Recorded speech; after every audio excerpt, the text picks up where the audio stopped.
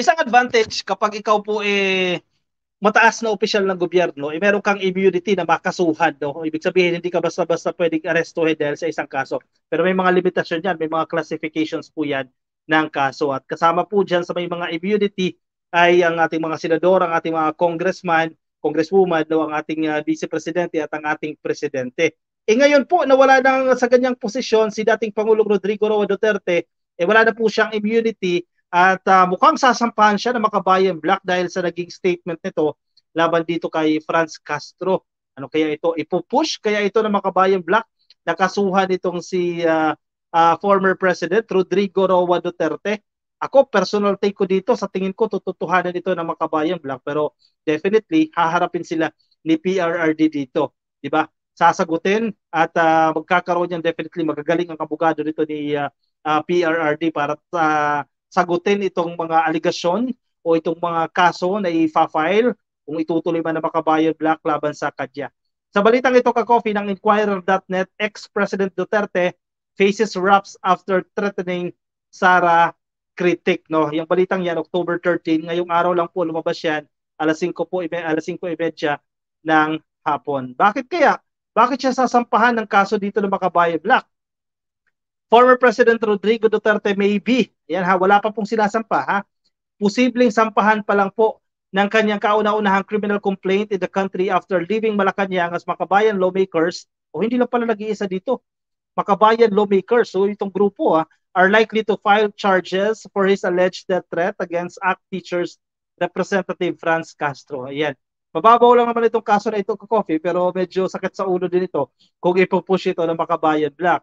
Gabriela Representative Arlene Brosas on Thursday condemned the recent remarks by the former chief executive and reminded him that he no longer enjoys immunity from lawsuits. Actually, dapat hindi na in-announce ito ni Arlene Brosas no. Kung gusto niyo talagang kasuhan 'yan, isampahan niyo na directly, no? Isampahan niyo na yung kaso kung sa tingin niyo makakapag-establish kayo dito ng probable cause. Mabibigyan ng warrant 'yan, ito yung CPRRD at mahuhuli. Kung sa tingin ninyo kung kung confident kayo sa inyong argument, igawin niyo na.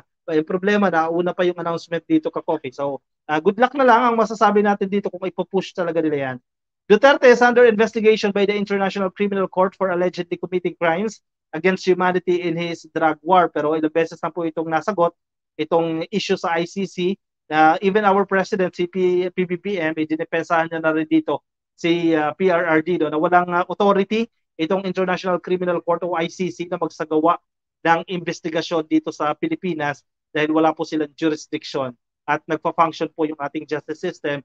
So itong case ng ICC, mukhang hindi siya magde-develop, hindi siya magpo-prosper dito sa bansa. Hanggang nandiyan si PBBM, no?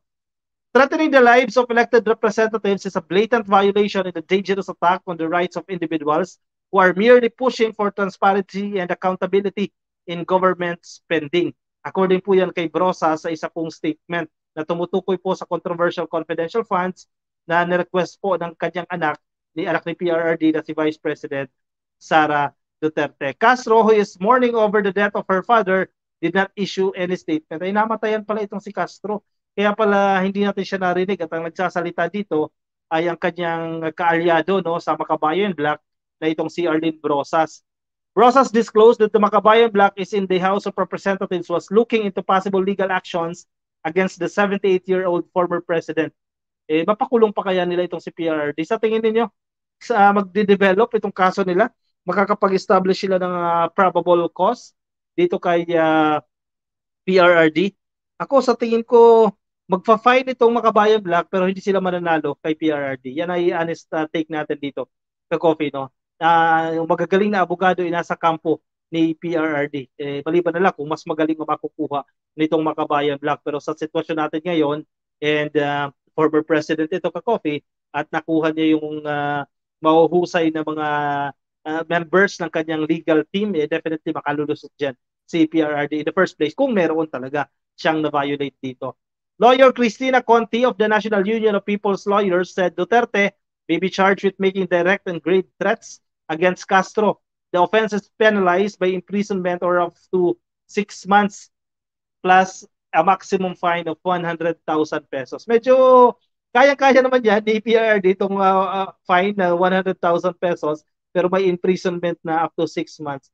Mababa lang ka, Coffee. Kapag ganyan ang kaso at ikaw miyembro ng Kongreso, no? O kaya ikaw ay Vice President, ikaw ay Presidente, may immunity ka sa ganyang kaso kasi mababa lang ang sentensya dito eh.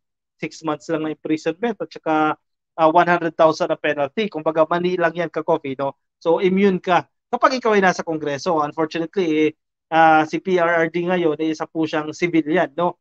Wala siyang hinahawakang posisyon. So, pwedeng-pwede siyang kasuhan dito. So, tingnan na lang natin kung anong magiging take dito ng Makabayan Black.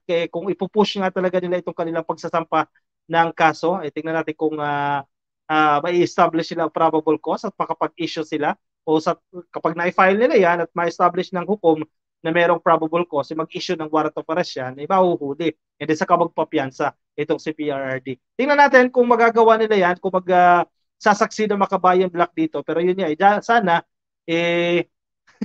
nag-file na lang kayo, hindi na muna in-announce, no? Nakapaghanda pa yung kalaban. So parang ano ito? Parang ito na naman tayo, trial by publicity na naman tayo ang mangyayari dito. Sir Boods, paano po magiging united kung ang mismong House Speaker at ang Kongreso gusto tanggalan ng confidential funds yung OVP? Ito sa issue ka, Coffee, no, na kinakailangan nating ma-address. And again, kasi ang sinasabi ng kabilang side, ang main argument din ng iba, since si PBBM, syempre, naniniwala, ang kanilang belief dito, under niya rin itong Kongreso, or not necessarily the entire Congress, but si Romualdez, no, parang magsalita na. Tulad ng sinasabi ni Harry Roque dito, magsalita na si PBBM dito sa decision ng lower house na tanggalan ng confidential funds. Pero again, independent kasi ang Kongreso. No? Magiging hindi rin kaaya-aya yan sa administrasyon ni PBBM na nilalabag niya ang saligang batas, nilalabag niya ang konstitusyon dahil nakamalinaw yan na nakasaad sa ating saligang batas na independent dapat ang Kongreso sa executive. No? So, yun yung statement kasi ni Harry Roque, which is I don't think papatulan ni PBBM yan. Rodolfo Lucero, ayan. Nalantad kasi ang mga dating iniidolo ng madaming Pilipino ay pro-China pala at hindi pro-Filipino. Palabas lang ang payak na lifestyle, exact opposite pala. Takaw sa confidential funds, sabi ni Rodolfo Lucero. Sir, happy viewing sa inyo. Yan ang argumento ni Sir Rodolfo, ha. Kung papansinin niyo yung ating comment section, medyo competing, ha. Magkasalungat yung mga opinion ng ating mga viewers ngayon. Pero okay lang yan. Binabasa natin isa-isa yan. Huwag lang tayo mag-aaway dyan sa comment section. Stella Nicolas, good day, watching here from the New York City. Hello po sa inyo kay Jelly Jelly. Dadaan pa yan sa Senado. Pagbabatihan, nabasa na natin ito ka Coffee. Yes yan, bago siya maging batas. Puro ngawa, mga lefties na yan, di nagkaso puro press release ang inuuna.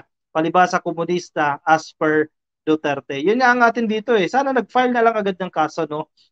Bago inuna itong press release. Kung confident sila na matibay yung kanilang argumento.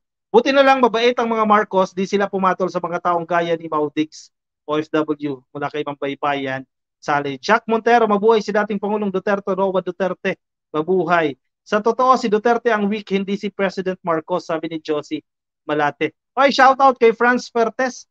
Happy viewing po sa inyo, Franz Pertes, ha. Yan, si TJ Turalba Pasok. Yan, nakikinig sa atin na sa Facebook. Ida Segundo, hello sa inyo. Happy viewing kay Romsky Dax. Shoutout sa iyo, Romsky, kay Pasita Encina, Alcantara, kay Jose Ricalito, Makahelos, Robert Combo, Romulo Aliasato, ayan, Romeo Kahigal, kay Ray Conihar, Verona Sakdalan, hello po sa inyo lahat na sa Facebook, nakikinig sa atin ka-coffee. Kung hindi ka pa naka-follow sa ating Facebook page at hindi ka pa naka-like yan, click lang po yung follow or click lang po yung like. At kung nasa YouTube naman kayo, click lang po ang subscribe. Libre po yan. Nasa California, dyan sa Estados Unidos, si Ma'am Elizabeth Frias, hello po sa inyo. Shoutout po sa inyo. Joy Manipis, hello sa inyo. God bless and more power. Joy Manipis, thank you. Happy viewing. At maraming salamat po sa inyong pagtutok sa atin. Stay tuned, meron pa po tayong isang topic.